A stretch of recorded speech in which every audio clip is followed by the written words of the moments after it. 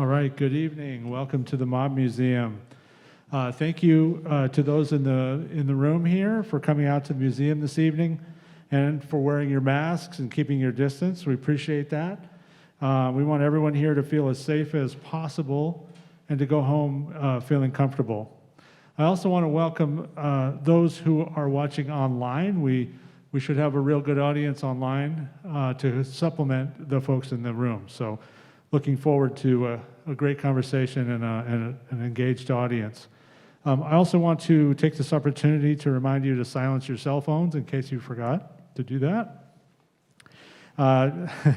Tonight's panel discussion is called The Push for Change, Legislative Pathways to Police Reform. It's the third and final program in our Future of Policing series. The first panel was in August and the second was in September. My main duty up here is to introduce our moderator, Shakayla Alvarenga. And I just would like to briefly mention that Shakayla has done an incredible job of gathering the panelists and moderating these discussions. We're already working on more programs of this nature for next year, so look forward to seeing those announcements coming soon. Okay, here is Shakayla to introduce our panel.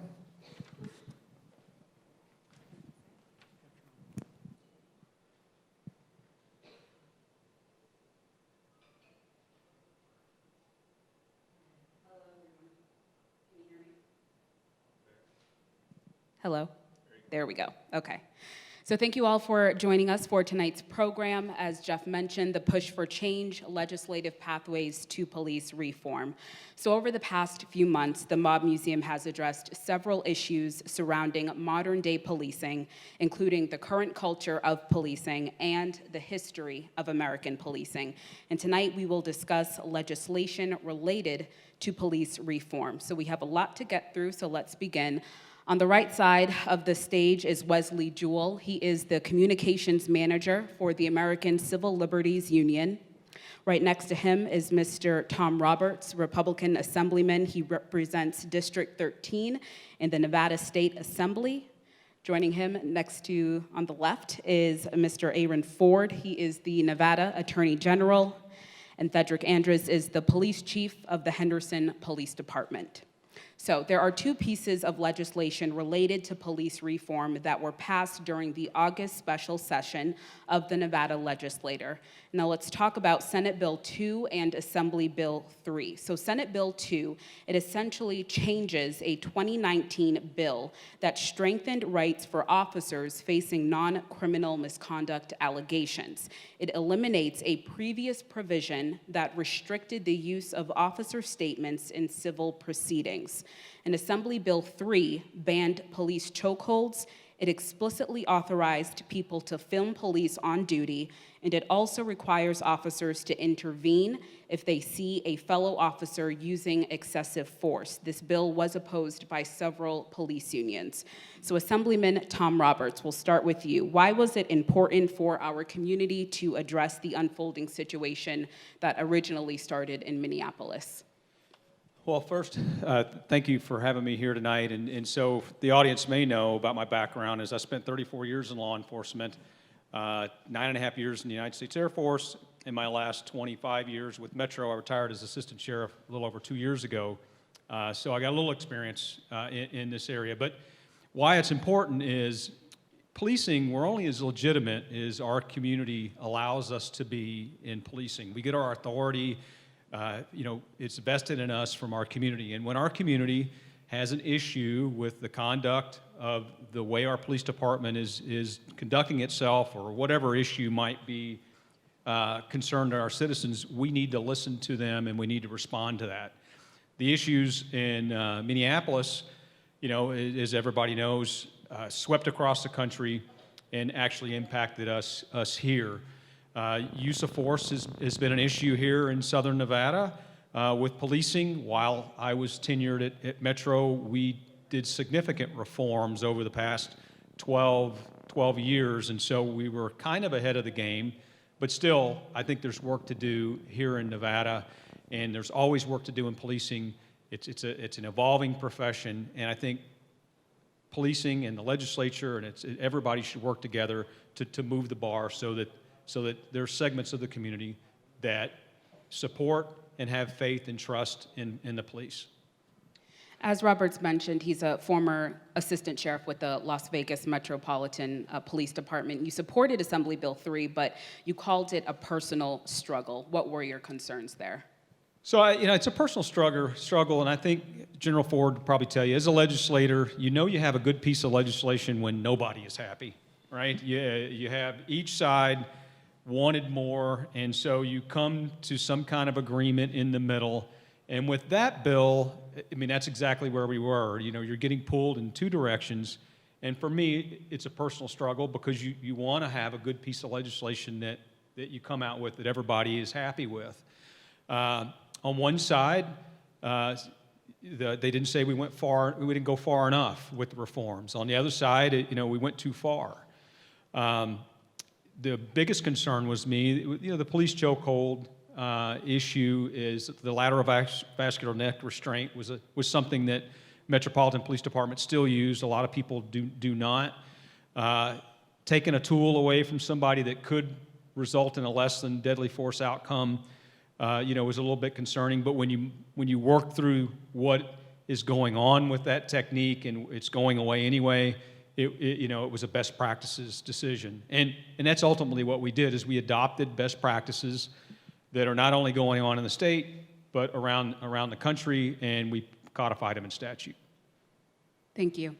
Wesley, do you believe that Senate Bill 2 and Assembly Bill 3 do enough to address police reform? You also mentioned before that Assembly Bill 3, it may set the stage for a 2021 bill that would allow for better police data, which, as we know, is a significant issue right now when it comes to transparency.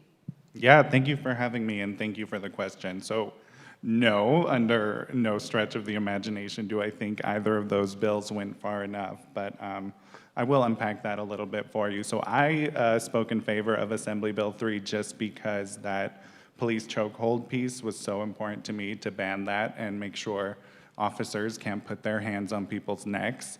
But no, if you were watching the hearing or if you were involved in the advocacy at all, you saw so much resistance even from the Black Lives Matter crowd, from folks like me, just saying this barely scratches the surface of what we need to do.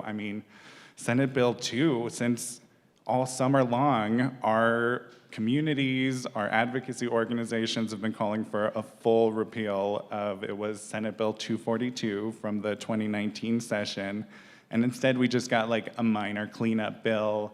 The community wasn't consulted on it, so no, we still have so much work to do, but I am really excited about the data piece in Assembly Bill 3. So what it's gonna do is hopefully set the stage for a more rigorous collection of data. Really all it did was require the police departments to submit a report about how they collect the data.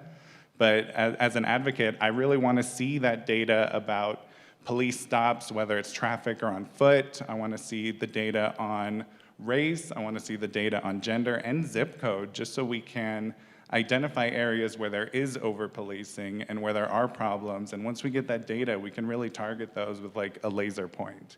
So I am really excited about that, and I think about so much how transparency is just the roadmap for meaningful reform. So another thing that's been coming up, and I'm expecting it to come up in the next session, is body cams, right? So earlier this summer, Metro was talking about raising fees for these vitally important public records, and the community was outraged, and I think we've seen issues in the field. We've had really critical incidents where officers are turning off their body cameras. We've seen police deaths this summer where police shoot someone and there's no body cam footage anywhere. So we definitely have a lot to do on transparency. Thank you. Over the past few months, we've heard a lot about defunding the police, which essentially means reallocating funds from the police department to other agencies to alleviate the current significant burden on our local police departments. U.S. Senator Catherine Cortez Masto of Nevada has proposed the CAHOOTS Act, which stands for the Crisis Assistance Helping Out on the Street Act.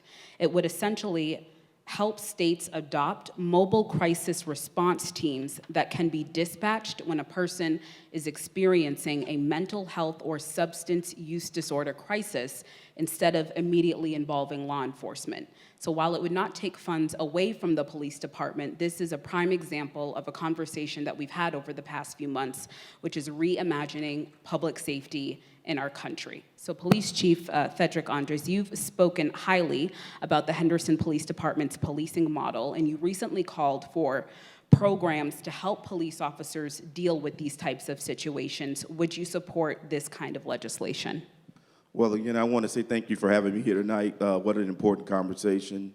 And, you know, to speak about that, I think that's really important. When we think about mobile crisis unit, you know, to have a co-responder type program is really important. I think over several years, you know, especially since I've joined law enforcement almost 28 years ago, we saw such a shrinkage in government. And police officers are wearing hats now that they've never wore before. We do a great job here in the state in providing training like crisis intervention training to our officers. You know, we just instituted a policy in Henderson, our own de-escalation policy, not within the use of force policy, but a de-escalation policy that talks about the importance of using time, using distance, and crisis negotiation techniques to try to come to peaceful resolutions. But overall, cops are not trained psychologists. And many times that we come in contact with those that are in severe crisis, and we're doing a great job to try to communicate and use those de-escalation tactics to come to a peaceful resolution.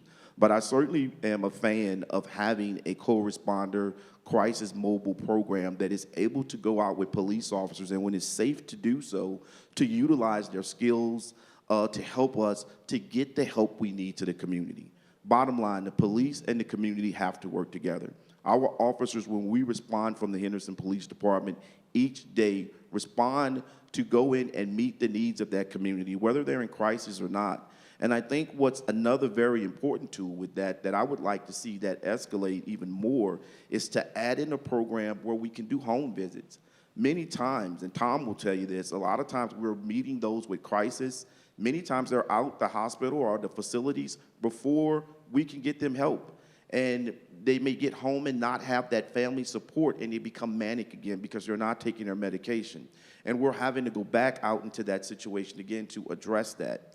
With a mobile crisis unit, you're able to use, from my experience at other agencies, follow-up visits so that we can go and do those soft touches to make sure that that person is continuing to take care of themselves, they're not becoming manic again, and it allows us to develop that rapport with that citizen so that we get better outcomes, and when they see us, they know that we're there to help. So I'm a big proponent of that, but I think we have to take it a little bit further, and we definitely have to put the resources in there for that community engagement piece. Just wondering, is there any current help that your officers have when it comes to situations dealing with mental health? Absolutely. All of our officers receive crisis intervention training. So they go through all of the CIT training, and when we get that training, we have an advanced training that we work with Metro on. That's about 40 hours that we'll send them to from training beyond the academy. And through that training, that's about the training that we have in the state. Obviously, I would love to partner and work with our post division because I would like to see us get a mental peace officer certificate, right? Somewhere near 80 hours to 120 hours of training to continue to develop and be able to assess those situations when you get into those there. But I'd be remiss to say none of that training replaces having those with that psychology background to help make those assessments. Again, we're there in a spontaneous moment, and we're addressing issues sometime when an individual is manic, and we're trying to use that time and distance. And I think that's where de-escalation comes in. That's why you've seen police departments across the country say we need to now slow things down and not speed things up as we've done to try to get there and address an issue. We have to be able to examine that issue and then step away from it, use time and distance to try to hopefully come to a peaceful resolution. Thank you. Attorney General Aaron Ford, I would like to get you in here as well. So you are in really a unique position here. As an African-American man and the top law enforcement officer in the state of Nevada, how do you reconcile the two?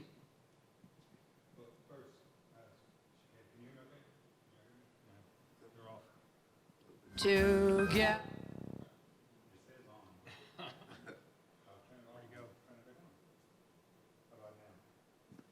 How about now? There you go. All right. Okay. Well, thank you, technology people. Shakayla, thanks so much for convening this, and thank you to the Mob Museum for having this conversation. Before I answer your question, I want to give kudos where it's proper, and that's to the two people who are seated beside me right now, and to the gentleman at the end, because in the immediate aftermath of George Floyd, Tom Roberts didn't spend a second before he sent me a text message saying, I want to help. He reached directly out to me, knowing the trauma, essentially, that we were about to endure, reached out and wanted to look for opportunities for us to work together. It means a lot, and I think you have to call it out when it happens, and I want to tell him I appreciate it. So I started having these justice and injustice panels over the course of time, and as I was having these, Cedric reached out and he says, hey man, don't forget me. Cedric said, you need to include me in these conversations, and he was exactly right. He too wanted to be intimately engaged in the conversation about police reform and understanding the importance of creating relationships in our communities that are better relationships and improving those. And I've worked with the ACLU since the very beginning.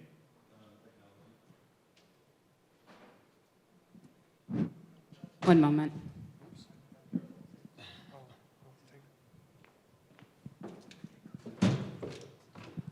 Thank you. I've worked with the ACLU since the very beginning of my time as a legislator, and they've always been there to let me know when I'm not doing enough or when I'm doing it right. And so this is a great conversation. To your question about the, as you call, reconciliation required between me being an African-American male and the top law enforcement officer in the state. Frankly, I got to push back a little bit on the phraseology. Because the term reconcile, in my mind, represents some level of inherent conflict that has to pre-exist before you have to reconcile. I don't view it as a reconciliation. I am a black man, and I am in law enforcement. These things are happening simultaneously, right now. There is an integration, not a reconciliation, in my mind, of what's happening right now. And you know, I'm going to make a segue to say the elephant in the room for me is it is not a reconciliation required to say, for example, that Black Lives Matter and that you support law enforcement. They are not mutually exclusive. They exist at the exact same time. Just as I am existing as a black man in law enforcement, so do the premises of Black Lives Matter and supporting law enforcement. So I utilize my position, this unique intersection that I have, unique in quotes, right? Because there are several, I'm sitting next to one of them, black men in law enforcement who are able to speak to this intersection, into this integration, and to figure out ways in which we improve relationships. You know, I have, and I've said this before, and I apologize to Tom and Cedric for having to hear it again, but I think there are three types of communities out there, at least three. There's one type that has the utmost respect for government in law enforcement. And you've seen this on Law and Order where the prosecutor, or Olivia Benson, gets on the stand and she testifies and everybody in the jury shakes their head and agrees with everything she says because she's the cop and what she says is Bible and what you're saying is a lie. That's one level of respect that some communities have for law enforcement. There are some that exist in that area. There's a community that had that level of respect, but it's diminished for some reason. Maybe it's because you've seen vicariously something happening to somebody else at the hands of law enforcement, or maybe you yourself have experienced something at the hands of law enforcement, and you know you have a level of respect, but it's diminished. But then you have a community, frankly, that like I came from, that have little to no trust in government, generally speaking, and in police officers in particular. Because while we wanted them to come to our communities sometimes when bad things happened, sometimes bad things happened when they came to our communities. and trying to figure out the best way to augment trust where it already exists, to restore it where it's been diminished, or to create it where it's never existed in the first place, is the job that I have in law enforcement, especially as the top law enforcement officer in the state. So that's how I'm trying to integrate my existence at this time. Thank you. Are there any other pieces of legislation, Mr. Ford, that your office is pushing for in the February special session? Yeah, and look, I want to give again kudos to the legislature for a start. I agree with Wesley that it didn't go far enough. I probably am not going to be pushing for as far as Wesley goes. Wesley has a different kind of job than I have. But I will say this, there were two pieces that I actually wanted to have broached, at least from a conversation perspective, that I will personally be bringing forward. And they won't be a surprise to anybody because I've been talking about it ever since George Floyd hit. And the first one is related to what we call pattern and practice investigative authority. And that's where my office, or an independent office, it doesn't have to be my office, but another agency having the ability to look into an allegation that a department in our state has discriminatory practices in the way that they engage with the residents. And by the way, it doesn't have to just be a race-based discriminatory practice. Maybe it's a gender-based discriminatory practice. But the ability, like the current Department of Justice has at the federal level, to go in and get information, to analyze it, and to figure out, am I going to sue you? Am I going to request a consent decree or a consent judgment that requires you to fix some of your interactions or fix some of your policies? I would like to see that discussed and a bill passed that either gives me or an independent agency the ability to allow the ability to do investigative authority into patterns and practices. And then the second piece that I think is important is my office, and this may not require legislation, I'm looking into it right now, but also being more engaged at my office or a different office in all officer-involved use of force claims that result in either death or substantial bodily harm. I don't mean every single incident, but those that result in substantial bodily harm and death, having another entity, agency being able to be engaged in the investigative process, the oversight process, the prosecutorial process, because we know that there are some very real things happening with the DA and the police department. They work together hand in hand. And as people, you have relationships, and to be sure, sometimes that can affect the way you decide to prosecute a case or whether to prosecute a case. And so I think providing an additional level of oversight or an accountability in that area should be something that we look at as a legislature. I was a person who sponsored the body camera bills. It's my fault. Blame me. Not really. Or pat me on the back. Whatever you want to do. I think Wesley's going to be looking at doing other things on the body camera side, but I do think there's some conversations to be had about shutting them off, costs and things of that sort as well. But that's not going to be a bill that I bring.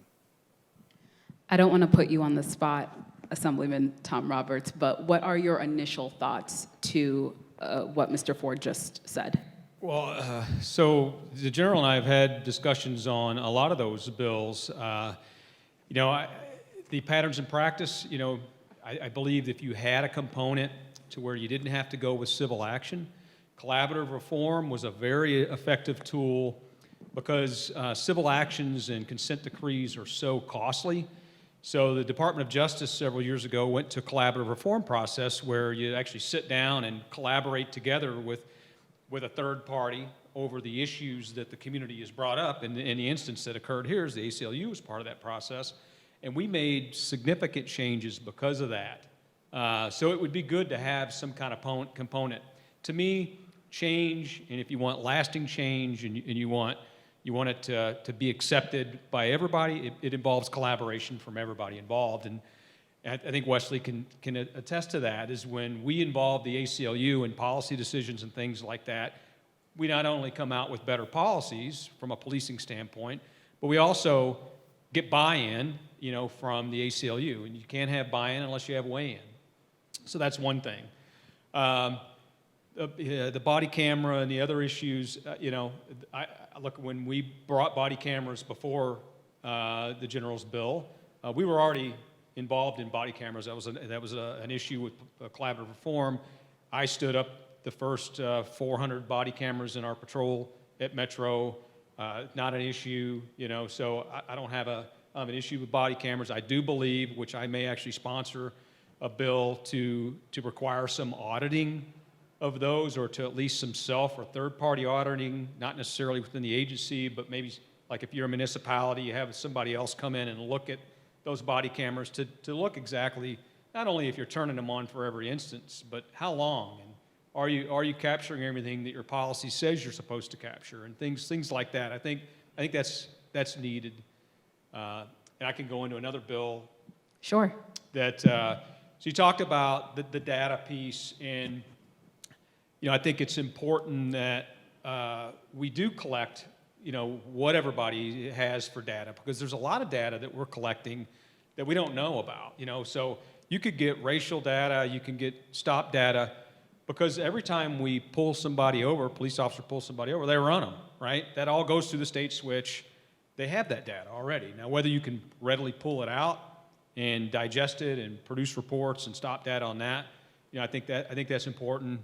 I'll see what kind of data pieces come out of that. I'll be interested in that. But I believe in collaboration. The Post Commission, we talked about mental health, and a lot of our officer-involved shootings involve where our mental health system has failed. You have people that have been legal 2000, which is where they're a threat to themselves. We take them to the hospital, they're immediately back out. And then sometimes they inevitably have some kind of police contact, and it doesn't always have good outcomes, right? So I would like to put additional people on the Post Commission, the Police Officer Standard Commission. One of them would actually be a mental health professional, not only so that they can impact the training that police officers have, but also there's a mental health issue for policing itself. We passed a PTSD bill last session, and I believe that it would be important to have that kind of input at the police commission, the post commission, and then possibly some other civilian members, appointed by the governor or however that is, because I believe that the more collaboration and diversity you have on those boards, the better the outcomes are at all levels. And so that's one of the two bills that I'm going to go. If I can just address one thing, I think that it is so important, and I understand what Wesley is saying, and as well as Tom, but I came from a state where we collect information, ethics, your ethnicity, your gender, et cetera, doing traffic stops and subject stops, right? And one of the things we really have to be careful when it comes to collection of data, because in many communities you go in, our officers are addressing issues that may be related to crime, and you may be there for issues, right? But it's not really about, you're being there for the crime. It's who you're stopping, and it doesn't replace you getting to know officers, building relationship, the officer building relationship with those in the community. Because sometimes when you look at data, I could be working in a majority African-American community. The people that I'm going to stop on traffic stops will probably be majority African-Americans, right? But that doesn't, I think, speak to the tactics of the police department, because it goes back to the leadership, right? Who we're stopping, who we're interacting with, none of those things replace relationships in the community. Body-worn cameras, I'm a fan of them. I have no issue with it. I think that police accountability, police transparency in today is vitally important. But even with body-worn cameras, I tell my officers all the time, it'll never replace relationships. A body-worn camera may show me one incident, but if you do not have a relationship with the community, if you're not positive, working in a positive engagement factor to be there with the community, collaborate them with the issues that are happening in the community, inviting the ACLU and other groups in to look at your policies and your practices, then that you're not building trust. And that is what the foundation of police is on. It's built on trust. And with trust comes accountability. And I would say that because whether you're dealing with a George Floyd incident or something else, we hire from the human race. I believe that we have made great strides, and I'm pretty sure Tom will agree with that, over the years since I came in law enforcement in 1995 to train our officers. But we do hire from the human race, and we are under a microcosm as a police department. But what I want everyone to know is that in 28 years, I have not met officers who come to work each day to not be a public servant, to not want to get things right. And I think that's very important to understand the complexity of law enforcement and what we're doing in our communities. And I will tell you, like any chief, we would love to have training. We're always looking for training, right? But there's also unfounded mandates that come to police departments that we get. And sometimes that can come through legislation. And those unfunded mandates that we get, whether it's body-worn cameras or we're having to find people to redact and use those videos, also it's time-consuming. That's an officer, or that's some resource that comes either from the community or having to be funded by our municipalities to get that done. So when we talk and have this conversation about technology and equipment, I think we have to also realize that the municipalities themselves also need assistance to be able to manage some of these systems and things that we're putting in place. If I Wesley? could, I'd like to chime in on this defund the police bit, just because I feel like that's a phrase that really scares my grandmother. But I think there's a really strong public safety argument to be made for divesting in police and reinvesting in communities, right? So because of the pandemic, our state is literally cutting education, healthcare, mental health care, and at the same time, we have a police department in Southern Nevada, it's Metro. They're being funded at over $660 million. It's over $500 million.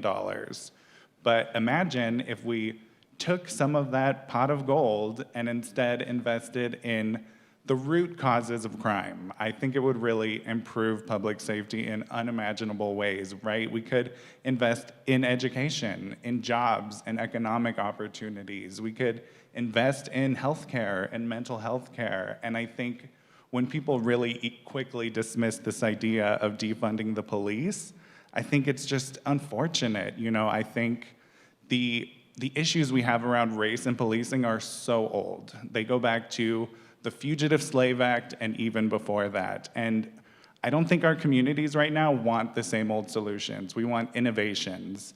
And I think it's something to look at. Thank you. So this issue, like every aspect of American life, has become a political issue where we've been forced to pick a side instead of recognizing our shortcomings and finding solutions. So how do we create a better community for everyone? Assemblyman Tom Roberts, I'll start with you. What does this kind of system look like to you? And do you plan to bring any new legislation that you haven't mentioned to the special session? So, I think there's some good models out there. At Metro, the sheriff has a multicultural advisory committee, right? And so it's a board, and then the ACLU has a position on that, and they weigh in on policing issues on a regular basis. They're advisory in nature, but it actually works. We've changed, or while I was there, we actually changed the way we handle our gang database. We made significant changes to how we collect that data, how we purge it. We completely changed our policy on that. There was a use of force incident maybe a year or so ago involving an in-custody death. There were several use of force policy changes as a result of that. And so I'm an advocate of community policing and involvement, not only in your policy making, but the way you police your community. And I'm an advocate for that. Now, whether I would require every department to have some kind of advisory board, I think you get back to the chief's point, is you have a mandate. But you could put some minimum requirements on something to have something as a minimum. It really doesn't cost. Collaboration doesn't cost a lot. So I may bring something forward with that. So I'm interested to hear from you because we don't usually hear from Republicans in this aspect when we talk about police reform. What have your colleagues said to you about this, or what has that conversation looked like for you? Well, I think if you look at the two bills that passed, I think you had a lot of bipartisan support on one of them. I think it was probably party line on the other.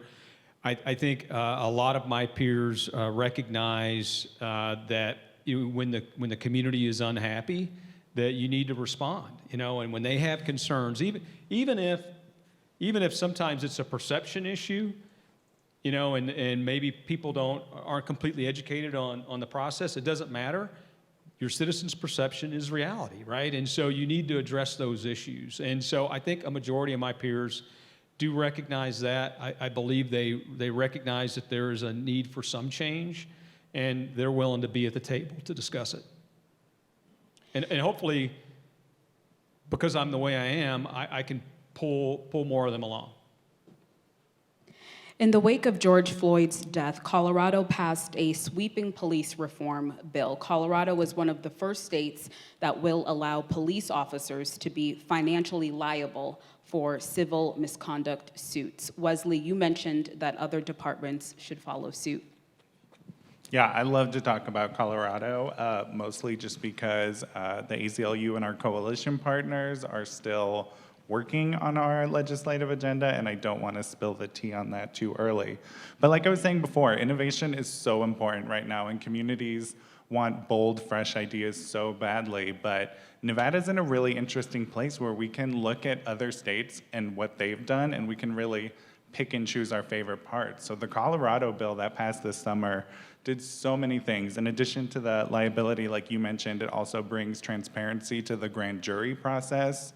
It mandates the full release of body cam footage after 45 days. Just like amazing stuff in that bill. And we've seen really meaningful reforms in California, in Connecticut. And there really is, as much as I say we need to innovate, there's models out there that we can look at here in Nevada as well. Thank you. The four biggest issues that we've heard from our experts over the past few months are a lack of police accountability, police unions who enable abuse of power, the need for more recruitment of minority officers, and better training. So first, it's very rare for police officers to face legal consequences, hence why we see global protests.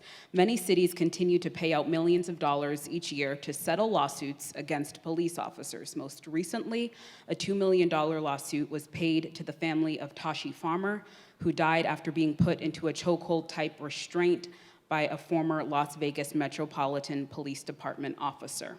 That officer was never indicted. Attorney General Aaron Ford, how can Americans expect to live in a just society if police officers are not held accountable for their actions? Well, I think part of this conversation revolves around the word you've already used, transparency. I've held 6 justice and injustice panels, and each time I've been able to say that it's not about the creation of a policy. Frankly, the policies exist. The duty to intervene that was passed in AB 3, Metro already had it, my recollection is. Henderson, I believe, had it. As soon after George Floyd happened, Reno instituted it as part of their requirements. Frankly, it's not the existence of a policy, it's the enforcement of the policy and the actual transparency of that enforcement. Let me take you back to the day of George Floyd. Let me tell you what happened to me. I was immediately traumatized. Again, I'm conditioned, this is not a fair condition to have to exist in, frankly, but I was conditioned when I saw him killed at the hands of law enforcement to say, here we go again, another black man being killed at the hands of law enforcement. And ain't nothing gonna happen. That was my conditioning, because I've seen it time and time and time again. Ferguson, everyone knows about, but there are dozens and dozens of others where that has taken place. And my wife and I'm a black man married to a black woman, raising 3 black sons and a black nephew. And we have had to have too many iterations of the talk, which doesn't always, frankly, only relate to law enforcement officers. You could be a vigilante in Florida killing somebody walking with Skittles. Or you could be an ex-law enforcement officer killing somebody for jogging in Georgia. But the point is, I was immediately conditioned to think that nothing was going to happen to these police officers for killing this man in the way that they did. And that's not fair. I was delighted is not the right word. Again, I've said this before to use when you talk about someone's death, but the response was different this time. And again, maybe it was because we didn't have the luxury of being distracted from football games and from baseball games and basketball games, and everybody saw at the exact same time over and over and over again on whatever channel you turned to what was going on. And we saw an upheaval relative to conversation about policing reform. The transparency piece is paramount, but the enforcement of that policy, I mean, I expect officers to behave the way they've been trained, period. I'm not a trained law enforcement officer in the same way that the people who go through the academies are, and so I can expect the people in the academy to have a different response to a situation that we encounter. And understanding that that training is key and paramount, as you've heard the law enforcement officers on the stage here say, is important, but recognizing also that when they violate that training or when they violate that policy, there has to be a repercussion, and the repercussion can't be swept under the rug, it can't be hidden, it has to be transparent. And that's how we start to have a society where people can, again, augment trust between the communities and law enforcement, restore it where it's been lost, and to create it where it's never existed in the first place. Did you want to talk? You know, I think that is so important. One of the first things I think that for me to do as a police chief is the people who I hire and I promote. Those are very important key things in law enforcement. And so it really is vitally important who we're recruiting and making sure that we have a diverse workforce that mirrors our community. One of the first things I did when I got to Henderson was I instituted a recruitment ComStat meeting. And that allows me each month, or my deputy chief, to step into a meeting to see who are we hiring, where are we marketing that, who's coming into the organization, to ensure that we have accountability on both sides of the recruitment as well as the administrative side on the quality officer that we attract. Henderson Police Department is, in my opinion, a best practice agency. We are CALEA certified, and that's through the Commission Association for Law Enforcement Agencies. And that means something to us, because as we continue to evolve, that discusses training. And training is vitally important. Whether you're looking at a George Floyd incident, a use of force incident, you have to be able to train. It's one of the most important things I think we do in law enforcement today is training, but also culture. You have to look at culture. Recently, the Henderson Police Department is one of the first departments in the West Coast to be a part of the ABLE project out of Georgetown University, and that stands for Active Bystandership in Law Enforcement. We are looking to infuse and continue to look at a duty to intervene. But ABLE just doesn't talk about intervening when an officer is going through an epic moment and you have that incident, whether it's a George Floyd incident and you need to step in. What EPIC talks about is whether or not you see Chief Andrus involved in that incident. We're establishing a culture with this training where even the newest recruit officer will have the ability and the autonomy to step in to tap me so that I can intervene, intercede, or change my course of action, right? But it also expands upon officer health and wellness.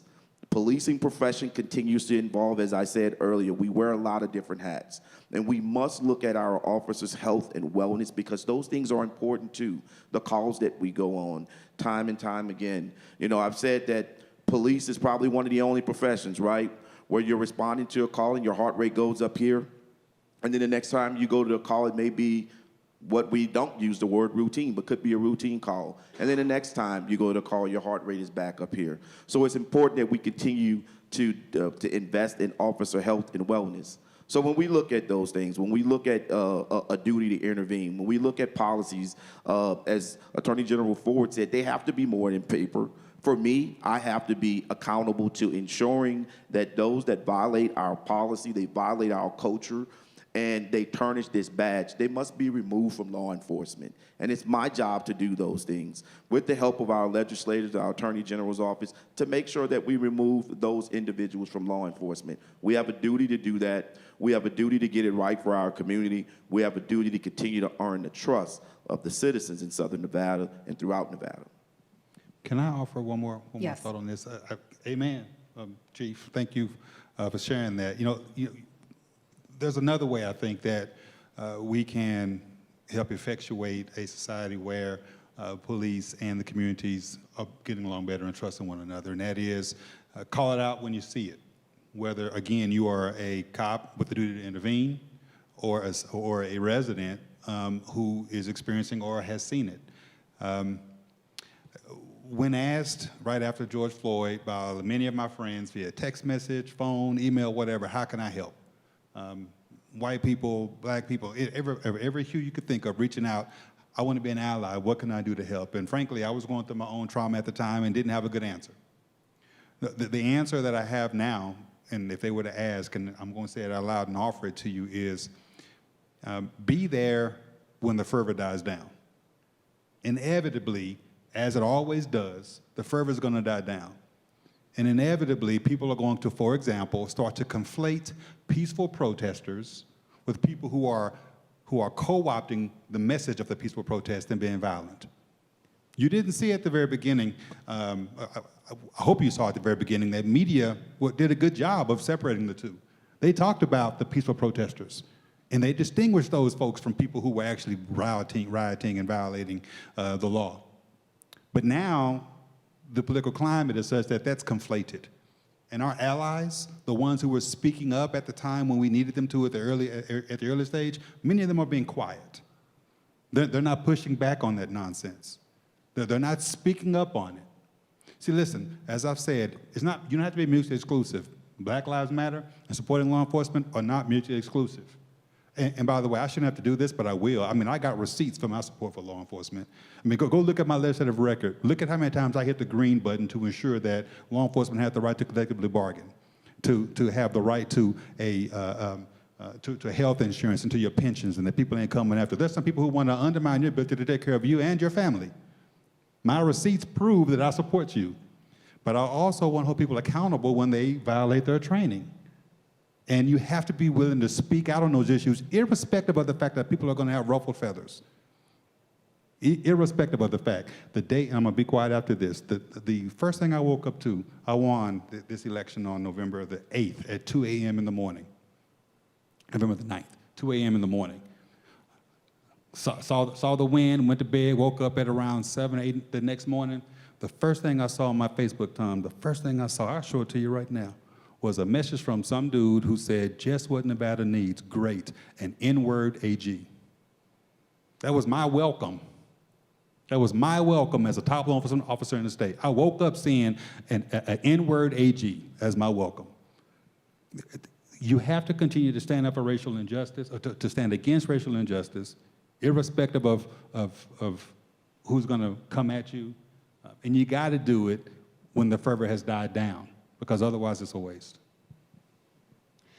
Frederick, you said something before in this discussion that stuck with me, and you said that you've been a police officer for years, and thank you for your service.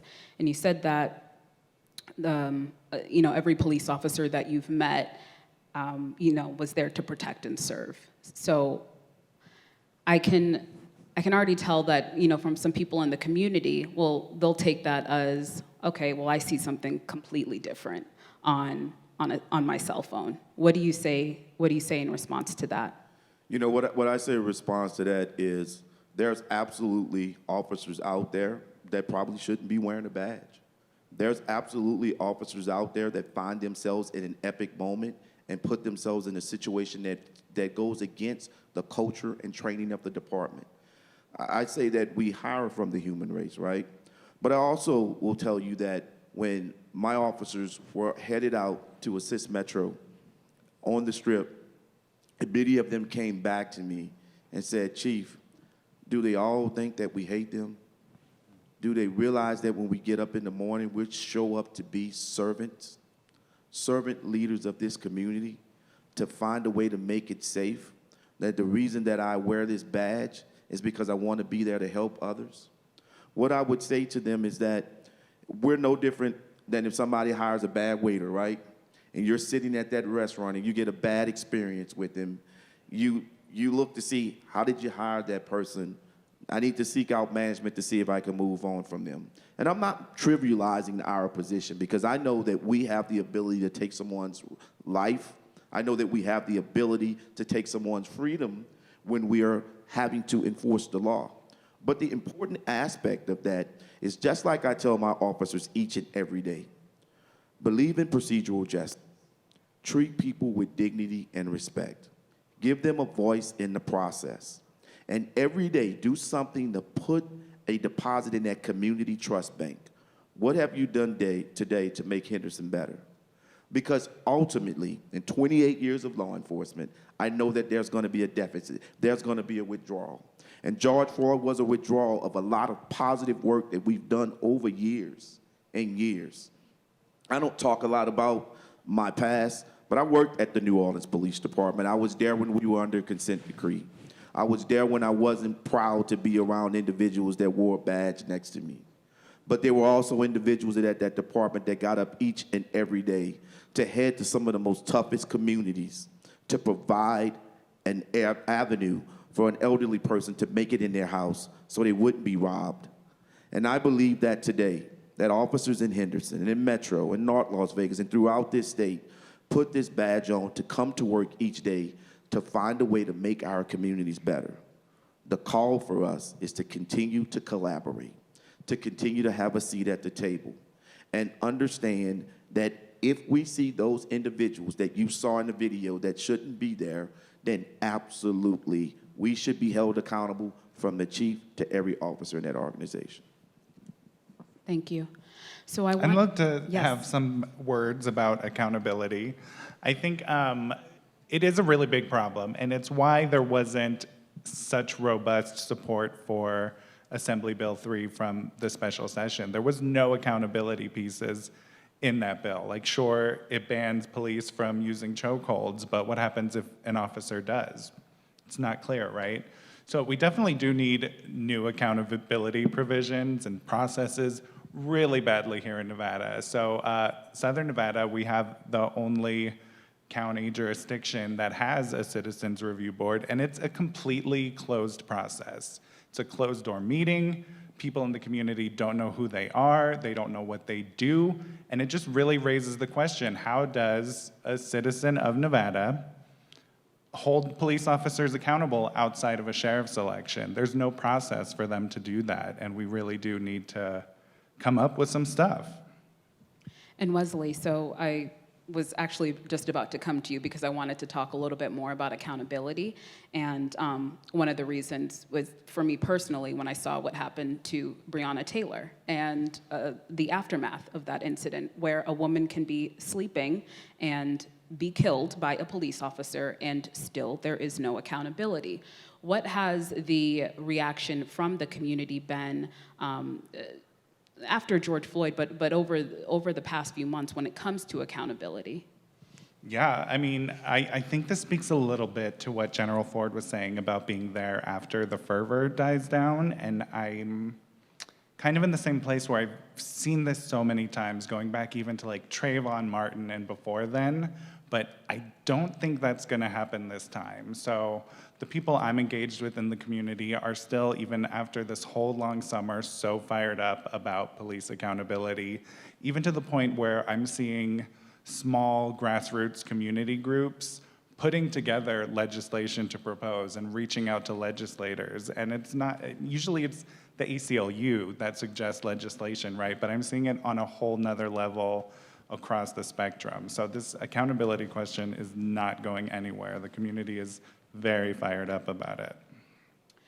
And I want to give all of our panelists just a few minutes to say some last words. And my question to all of you will be, in your current position, and maybe some advice to some people in the audience and those on the live stream of moving forward, what can be done. And Thedrick, we'll start with you and go down. Well, thank you again. Thank you for having me. I really appreciate being a part of this important conversation.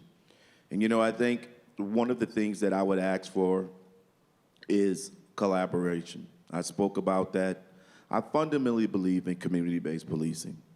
People have often asked me, does it work? It absolutely works.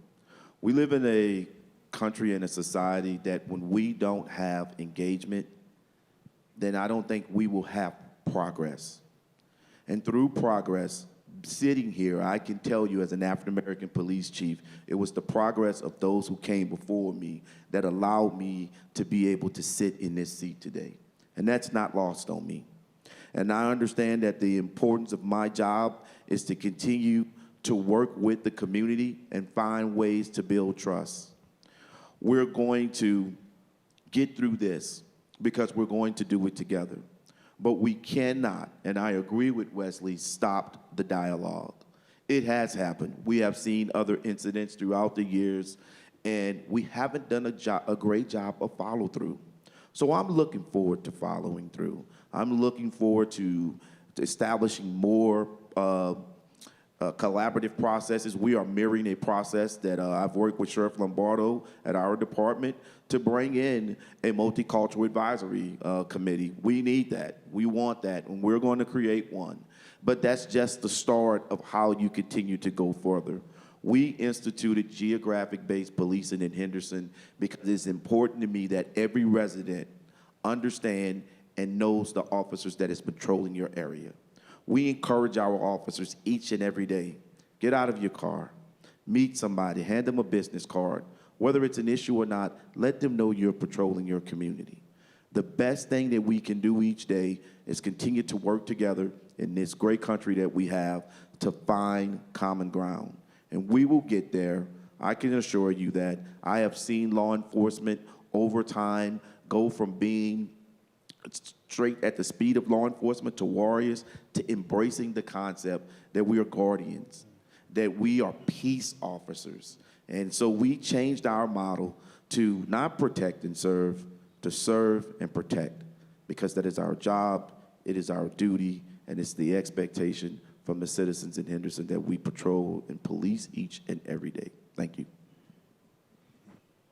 Oh, that gave me goosebumps. I like your guardians, not warriors. I mean, think about that mindset. I mean, that's an entirely different shift in mindset. And I love that. And I thank you for your leadership, Chief. Henderson is all better for it.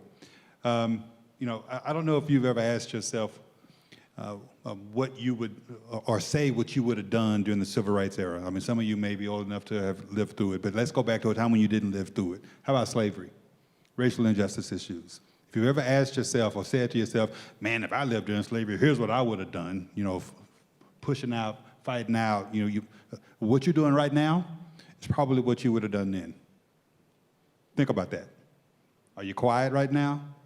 Or are you at the forefront pushing back? Well, what are you doing right now? It's probably what you would have done during times of other racial unrest. And the reason why I say that is because, and the reason why I think about that is, I'm not going to waste the brief amount of time that I have in my current position, whether it's a one-term or 2 terms. And by the way, people want to threaten and say, you're going to be a one-term AG. By the way, I love my wife, and if you're going to send me home to her early, you're doing me a favor. So I don't view that as a threat. But what I do know is that my position is temporary, whether it's 1 term or 2 terms. And during the time that I have right now to effectuate positive change, I'm going to do exactly that. I'm going to speak truth to power from my position of power, and I share that with you to encourage you to do the exact same thing. Whatever your sphere of influence is, utilize it. If you hear somebody saying something that is nonsensical relative to what's going on right now, then call them out on that in your own context, in your own conversation. Do something to help move the ball forward, and understand that our allies have to be there. We just can't do it all by ourselves. And I say we right now, I'm talking about as a black man. I get it, I know it, and I know that Martin Luther King and the people who were marching with him didn't all just look like me. And we continue to move the ball forward by working together with everyone of like mind, and I'm asking you to do the exact same thing. So that, again, when the fervor dies down, speak up anyway. So my message to everyone is do exactly what you're doing now. Either you're watching this or you're here, so the topic is of interest to you and you feel engaged in the process.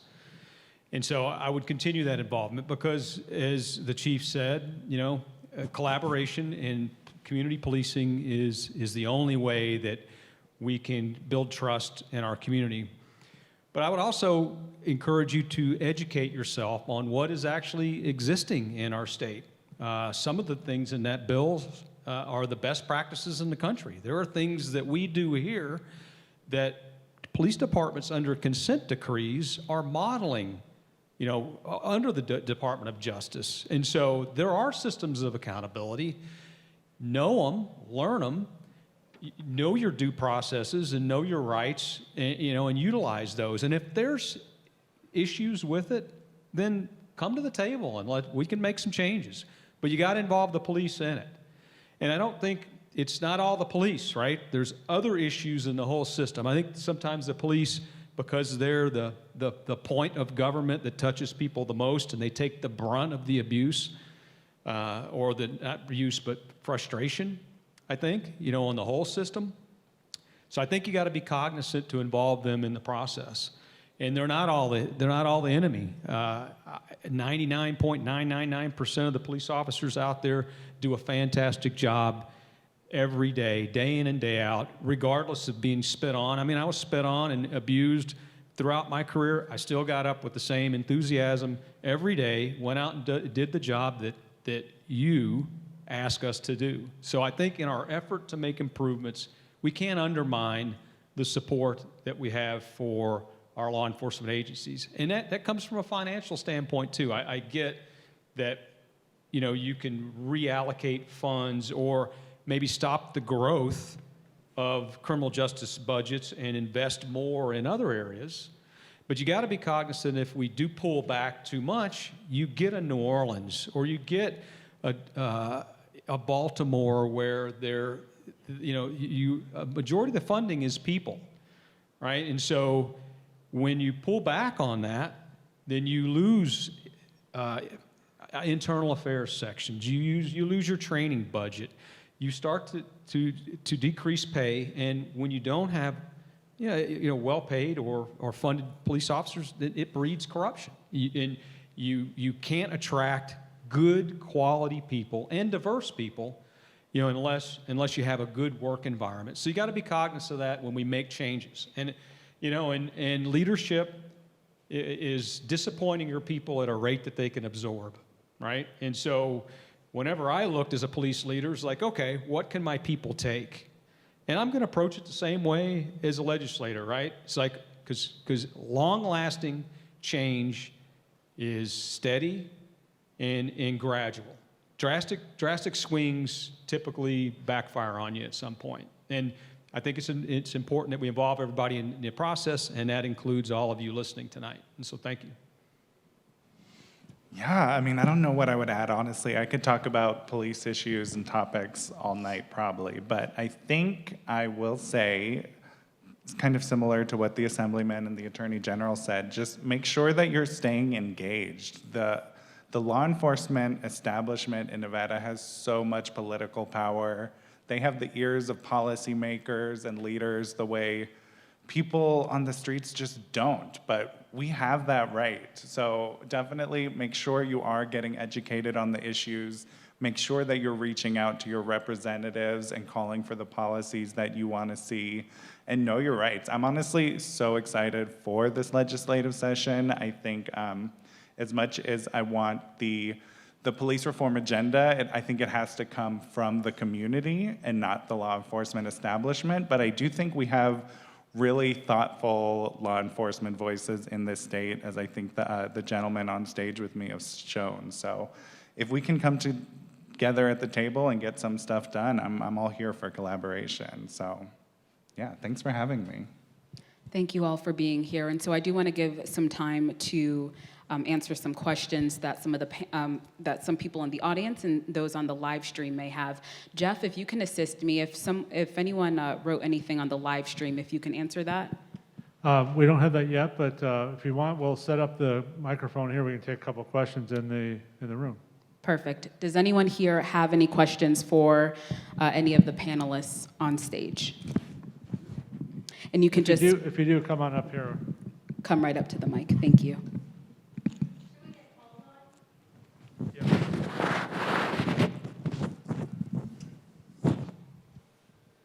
Good evening. Thank you all for your attendance. We appreciate you taking the time.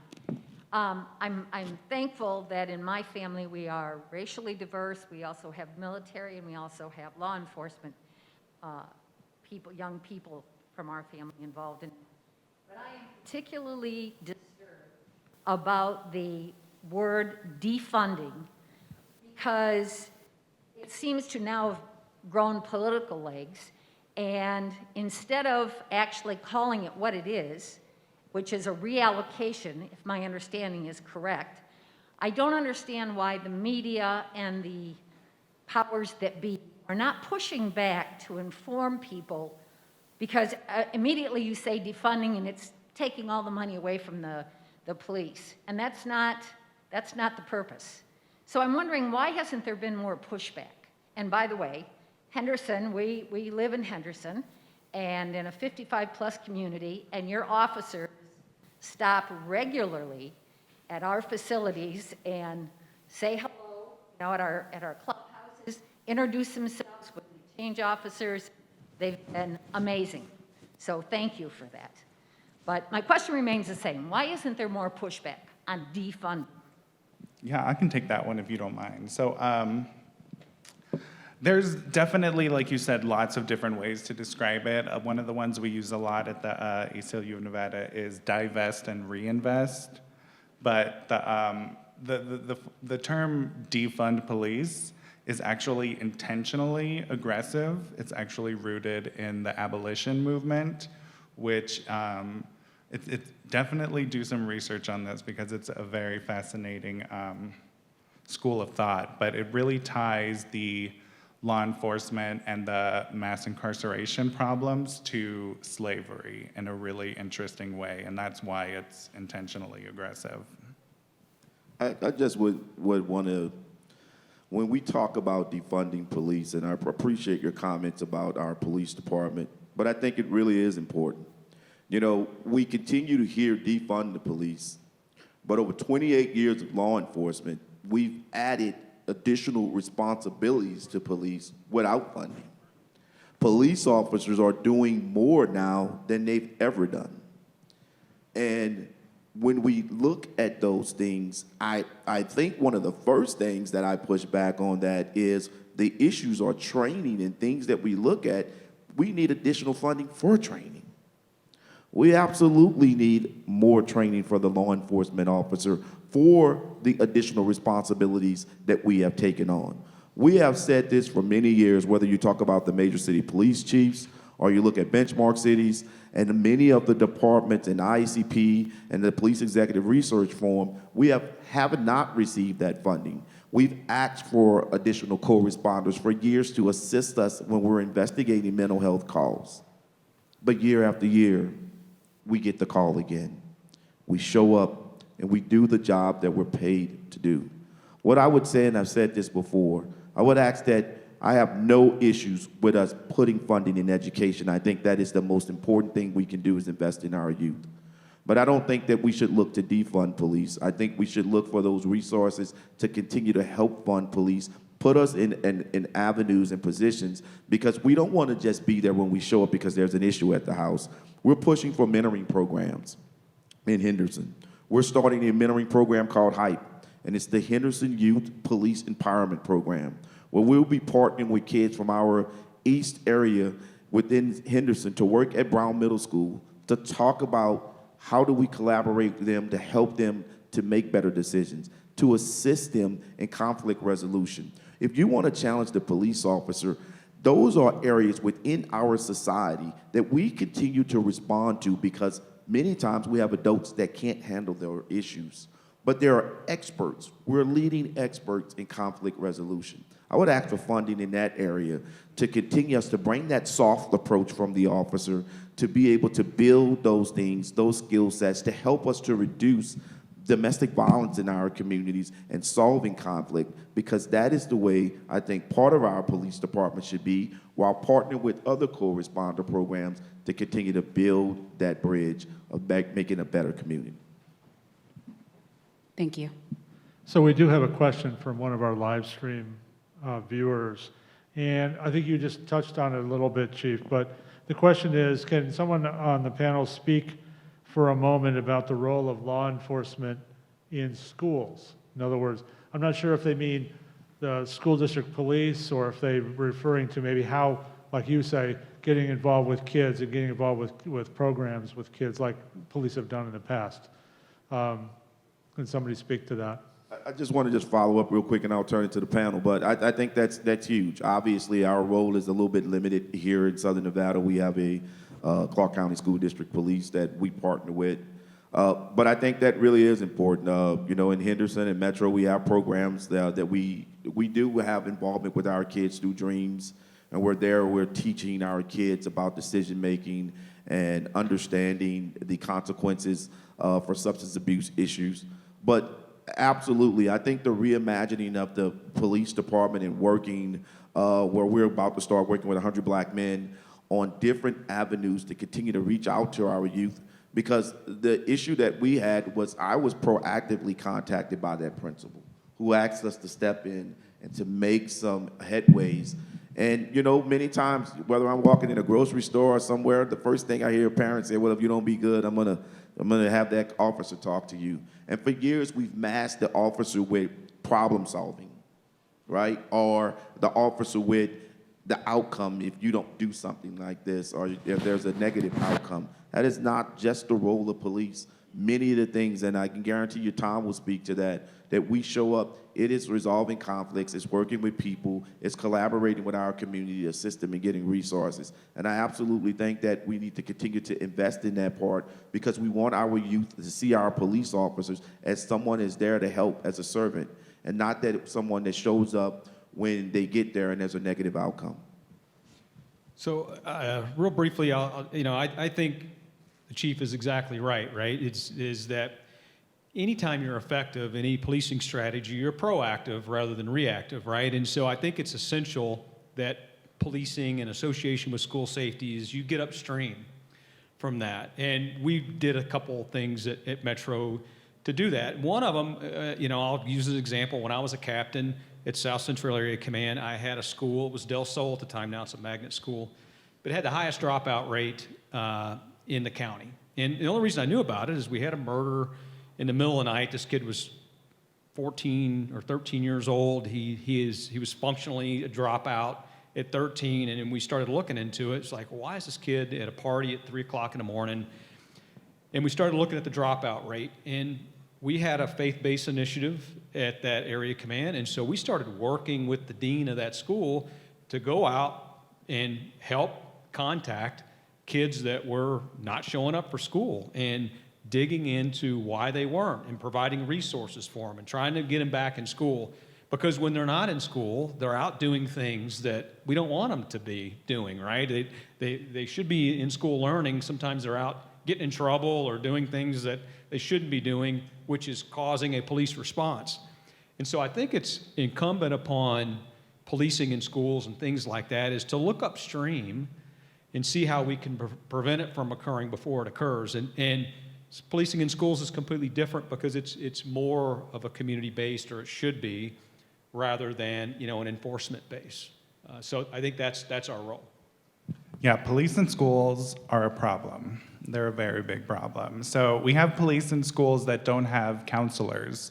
We have police in schools that don't have social workers. We have police in schools that don't have nurses. And what does that mean? That means Nevada has a school-to-prison pipeline issue. Certainly, we've made some strides over the years. I think the late Tyrone Thompson has done some really great bills in this area, but according to the numbers from our 2019 report, Cops and No Counselors, Nevada is 6th in the nation for the amount of students who are arrested.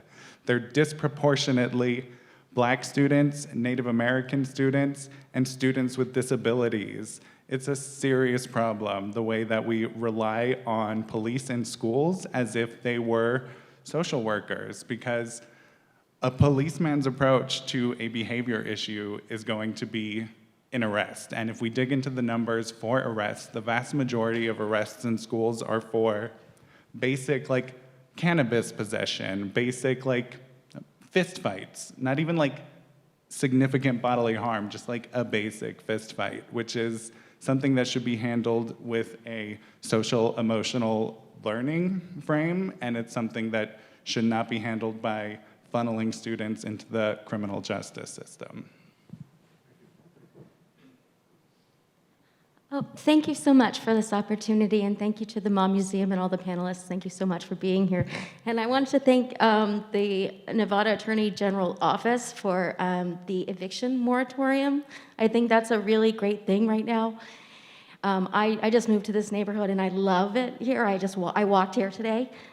But one thing that is concerning to me is all the homelessness.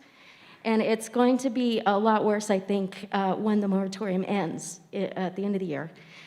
And I was just wondering if y'all have a strategy now carved out for when that happens and the influx, just for the families, like what you were saying about policing in schools and families that might not have homes at the end of the year. Do you have any plans for that? Thank you.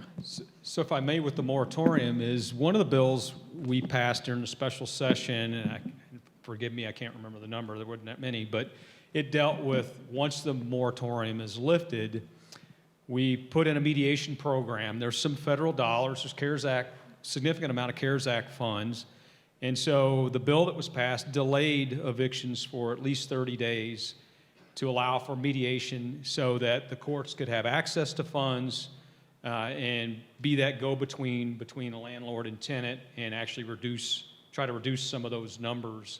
I know that's one of the things that we're working on, and I know there's some things at the federal level. There should be hopefully there's some more infusion of funds, but back to the homeless issue has been a challenge here as long as I've been a police officer in the Valley, and we're not unique to it. And there's a number of issues that drive that, and it goes back to some of it's mental health, some of it's substance abuse.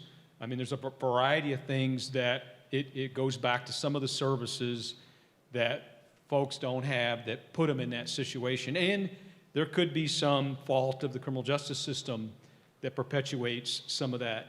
And we've been trying to work on that forever collaboratively, which is another issue that, the police is there. We've been there the entire time, and I don't know what the right answer is. If you got any ideas, we'd certainly love to hear them, because there's work groups that are consistently working on it, and we know it's an issue, and it's certainly something that's prevailing in our state. Yeah, it's definitely a problem, and it's not a problem that's going to be solved by police, although the city of Las Vegas might seem to think differently. Since November, we've been going back and forth with them and their ordinances that criminalize things like laying down on the street and using a blanket in the dead of winter, So what we have in Nevada is we have a pretty extreme lack of affordable housing. We have a lack of mental health care. We have a lack of drug addiction treatments. All of these things are contributing to our crisis that we're experiencing with unsheltered populations. And what we hear when we try to advocate for these kinds of changes is we hear, we don't have the resources for that. We don't have the money for these programs. And then I'm just gonna take it full circle. And yet we're spending over $500 million on police every year. So I think it again speaks to the need to divest in policing and invest in communities, but also we need to think about approaches to unsheltered people that doesn't involve criminalizing people just for not having money. Thank you, and we'll end with these two questions here. Thank you, panel, for being here. I'm not sure why I'm here exactly. I lost my cousin at the hands of the LAPD back in 1984. He was a good person, he didn't deserve to die. His neck was crushed by the police.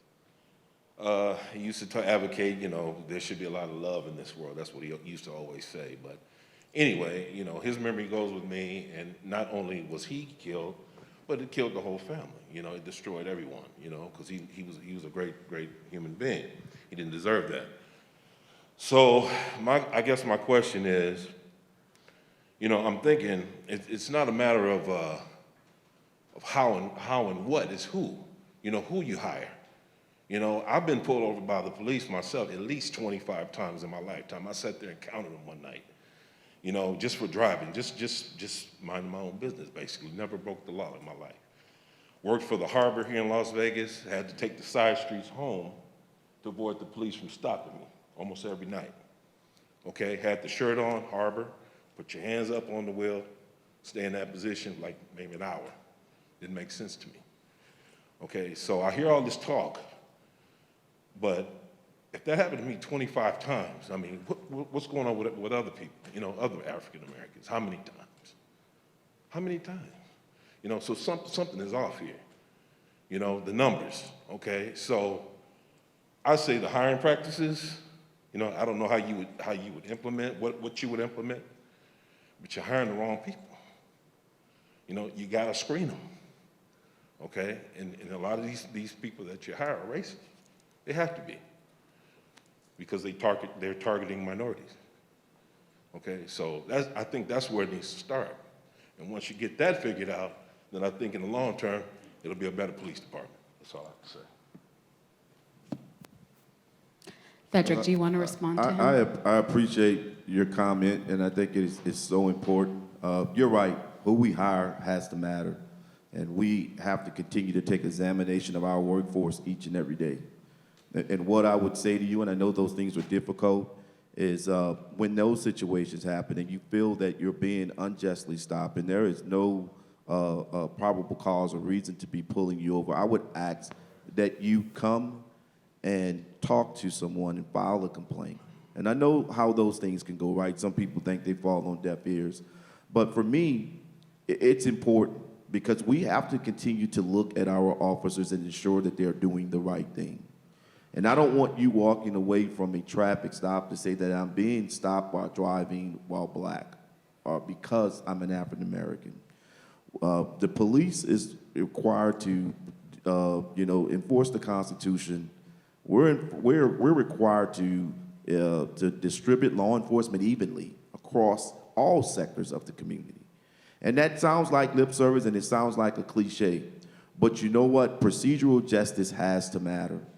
And the officers that we have in our department, if you leave away from that traffic stop feeling that way, then we have to do something about it. We have to look into it because that is an issue. That is a problem. I have no idea why the stops occurred or not, but I can tell you that if you see that you're being targeted, I would ask that you use your voice. It is so important. I've said that to my family members every day, and believe it or not, I've been stopped. I'm an African-American male myself and the chief of police, right? And have been stopped in a rural town and been treated a little bit less than civil. Only to, after the stop, to pull my badge out and the person was almost shot, right? But at the end of the day, I reported it. At the end of the day, I made sure that officer was held accountable because we are paid to be professional, not the other people. Not the people we contact with. And I say that to our officers every day. We pay you to be a professional. Attorney General Ford will hear that tomorrow at the police graduation, that the standards of a police officer are high. And so we have to police in a legitimate way where the citizens in our community feel that our police department is there to help them. Did you want to say? I would just add to that too that there's a place for you in our reform efforts, and I'm just so heartbroken to hear your story. And it's just the sad state of affairs is there's so many stories like that. But the ACLU, the other groups we work with, we're working really hard to make sure that it's the people who have experienced racist policing and have been impacted by police violence, that it's those people that are really front and center and leading the charge for the changes that we need to make in Nevada. So I would encourage you, if you've been impacted like that, to really join us. Yeah, I'm sorry, I didn't catch which relative it was of yours who was killed, but I want to offer my condolences on that and say, like the chief said, we want them to be held accountable, so you have to give them the ability to hold somebody accountable. Now let's be clear, that don't mean you're gonna always be satisfied, right? Because everybody ain't like chief who's gonna hold somebody accountable. You got police departments who ain't gonna hold people accountable, excuse my colloquialism. But that doesn't mean you shouldn't do what you have to do, which is to go report these folks when you are experiencing these negative experiences. Again, to give the opportunity for accountability to take place. We'll end with one last question here. Hello, my name is Desiree. I'm from More Than a Hashtag. It's a local organization. In regards to police accountability and transparency, Jorge Gomez was killed June 1st, 2020 for practicing his First and Second Amendment right at a Black Lives Matter protest after Mr. George Floyd was killed. However, the 5 officers involved weren't wearing body cameras, and they haven't released any footage of his murder, and it's been 4 months since he was killed. Although he was killed in front of the federal buildings with approximately 30 cameras in that area, it still hasn't been released. How will you hold LVMPD and any other police agency accountable, or will more peaceful protesters like myself and my organization and many other people out there have to be killed, or more unarmed Black and brown Americans have to be killed, such as Byron Williams, who also said, "I can't breathe," Tashi Brown, Keith Childress Jr., Stanley Gibson, Sharmell Edwards, Rafael Leves, Junior Lopez, the list goes on. Because Las Vegas, it doesn't have to turn into Minneapolis if you can stop it. So I just want to know, how will you hold LVMPD, this city that we're in right now, this museum in Las Vegas, how will you hold them accountable? Because they're not held accountable. Are you asking me? Anyone? I don't think she's talking to me. I love you, though. Well, part of what I have indicated earlier is that there is there's a piece of legislation that I intend to introduce that allows us to do pattern and practice investigations, for example. I'm not certain if the Jorge Gomez shooting would necessarily qualify under that, but the current statutory structure that we have right here is that there is a pecking order of who has jurisdiction. I do not. And at the end of the day, the internal investigations that LVMPD is doing, I think, you have to allow those to take place, and I can't speak to those from a pure knowledge perspective. And then beyond that, the district attorney himself will be looking into this, I suspect, as well. And so there is a process for it. In terms of the body camera issue, frankly, I don't know what to tell you about that. I passed a law that says everybody's supposed to be wearing body cameras if you are going to be having, if you generally come into contact with the public. It could very well be that the people who were engaged in this on the LVMPD side were exempted from the body camera requirement because they typically don't come in contact with the public. I don't know, but what I do know is that as a general matter, most officers who work the beat, if you will, should be wearing body cameras. And that's an issue I think we've already heard people on this stage indicate that they will be looking into from an auditing perspective on the one hand to a cost perspective on another. And the last thing I'll say is this.